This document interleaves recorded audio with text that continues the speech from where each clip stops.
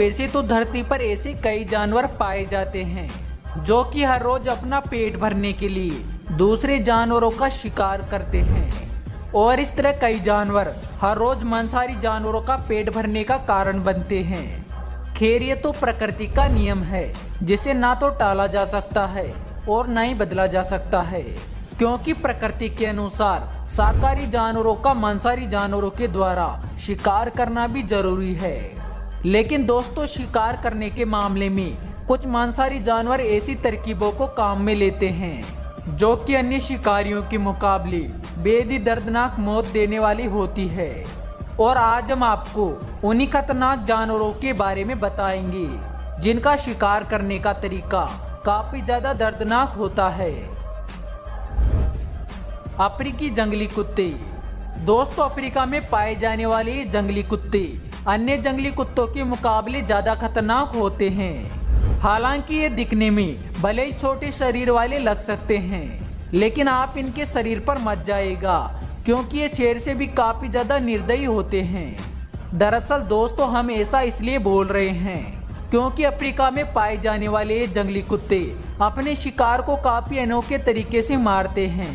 जिसमें सबसे पहले जंगली कुत्तों का एक बड़ा ग्रुप किसी भी जानवर पर हमला करके उसे दौड़ाने लगता है,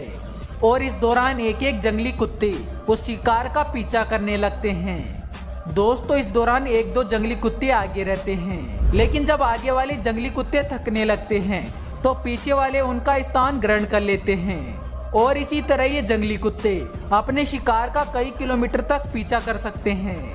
वैसे हम आपको बता दें कि इन जंगली कुत्तों की रफ्तार भी काफी अच्छी खासी होती है,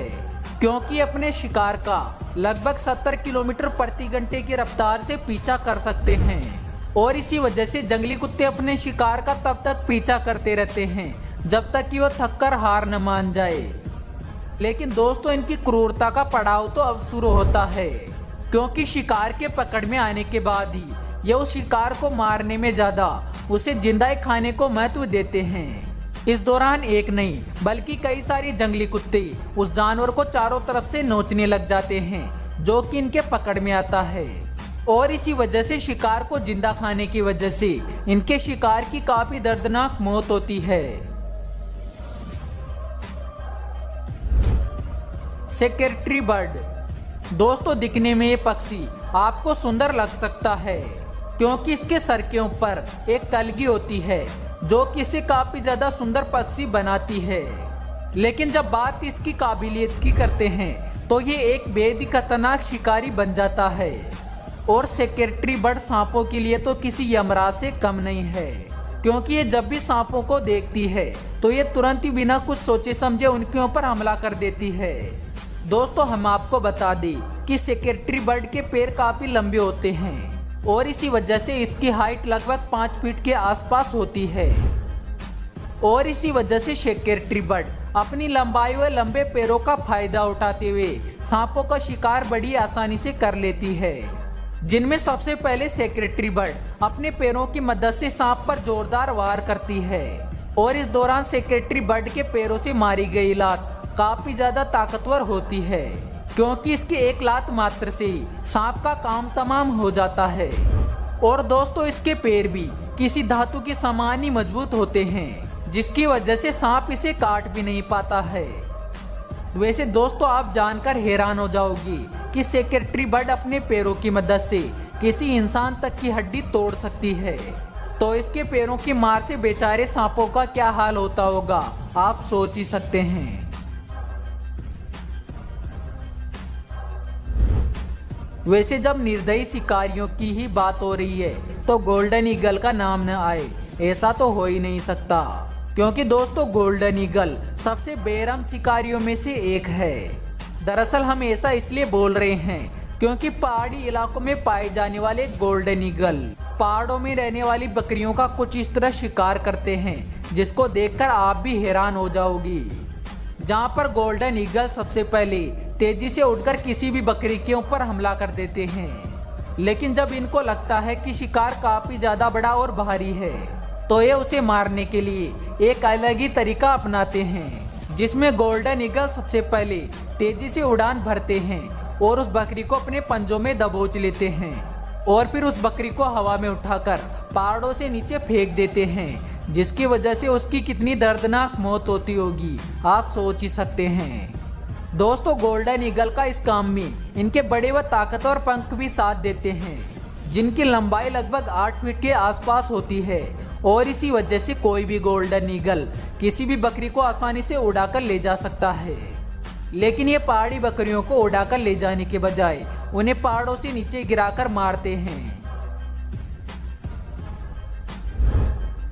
मगरमच्छ। बेरहम शिकारियों के पायदान में अगर आप मगरमच्छ को सबसे ऊपर रखें तो ये बात कतई गलत नहीं होगी, क्योंकि मगरमच्छ का शिकार करने का तरीका कुछ इस तरह का होता है जिसकी वजह से इनके शिकार को काफी दर्दनाक मौत मिलती है। वैसे तो मगरमच्छ ज्यादा समय पानी में सुस्ताते हुए ही पड़े रहते हैं, लेकिन जब कोई भी जानवर पानी पीने आता है तो ये बिजली की गति से उसके ऊपर हमला कर देते हैं और एक बार इनके जबड़े में कोई जानवर फंस जाए तो उसका छोड़ना लगभग नामुमकिन होता है, क्योंकि मगरमच्छ अपने जबड़ों को इतनी मजबूती से बंद कर सकता है कि उन्हें कोई भी बिना इनकी मर्जी के खोल ही नहीं सकता है। और इसी वजह से अगर किसी भी जानवर का अंग इनकी पकड़ में आ जाता है तो या तो वो मगरमच्छ की पकड़ से कभी भी नहीं छूट पाता है या फिर मगरमच्छ उसके उस अंग को बुरी तरह तहस-नहस कर डालता है। लेकिन दोस्तों इनकी क्रूरता शिकार पर इतनी पर ही कम नहीं होती है, क्योंकि जब जानवर इनके अच्छे से पकड़ में आ जाते हैं तो ये उन्हें खींचकर पानी में ले जाते हैं और फिर उन जानवरों को पकड़ के फिरकी की तरह घूम जाते हैं, और जिस प्रक्रिया को डेथ रोल भी कहा जाता है, क्योंकि मगरमच्छ ऐसा करके शिकार को कई टुकड़ों में विभाजित कर सकते हैं, जिसकी वजह से शिकार को खाना इनके लिए बहुत ही आसान हो जाता है। अजगर। दोस्तों अजगर भले ही एक विषरहित सांप होता है, लेकिन ये किसी भी जहरीले सांप के मुकाबले कई गुना ज्यादा दर्दनाक मौत देता है। ऐसा हम इसलिए बोल रहे हैं क्योंकि अजगर का फंदा बेहद ही ज्यादा खतरनाक होता है, और इसी वजह से अगर कोई भी जानवर एक बार अजगर के फंदे में फंस जाए तो उसका छोड़ना लगभग नामुमकिन सा होता है। चाहे इनके फंदे में कोई टाइगर फंसे या फिर कोई शेर, इन्हें इससे कोई भी फर्क नहीं पड़ता है, क्योंकि ये इन दोनों को भी बड़ी आसानी से अपने फंदे में जकड़कर मार सकता है। वैसे तो दोस्तों अजगर भी किसी मगरमच्छ की तरह पूरे दिन सुस्ताता रहता है, लेकिन जब इसके पास में कोई जीव आता है तो ये भी बिजली की तरह ही हमला करता है और उस जीव को अपने मुंह में पकड़कर तुरंत ही उसके ऊपर फंदा लगा लेता है,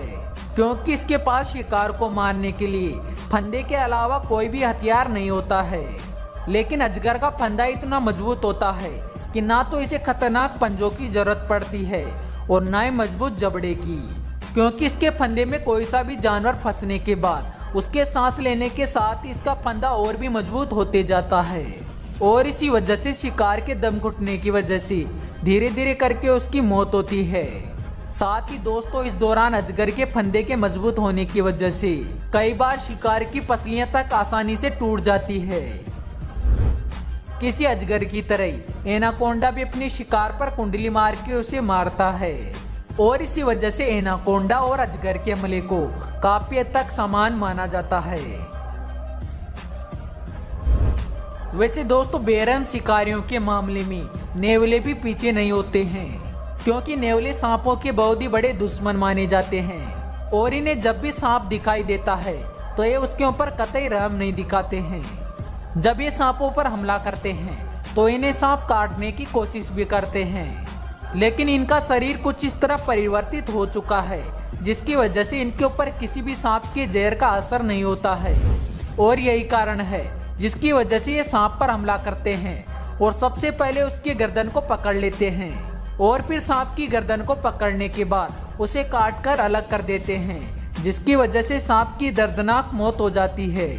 लेकिन दोस्तों इसके बाद भी नेवले नहीं रुकते हैं, क्योंकि वो फिर भी सांप के शरीर को कई टुकड़ों में बांट देते हैं। तो दोस्तों आशा करते हैं कि आपको आज की ये वीडियो जरूर पसंद आई होगी। अगर हाँ तो वीडियो को लाइक जरूर करना।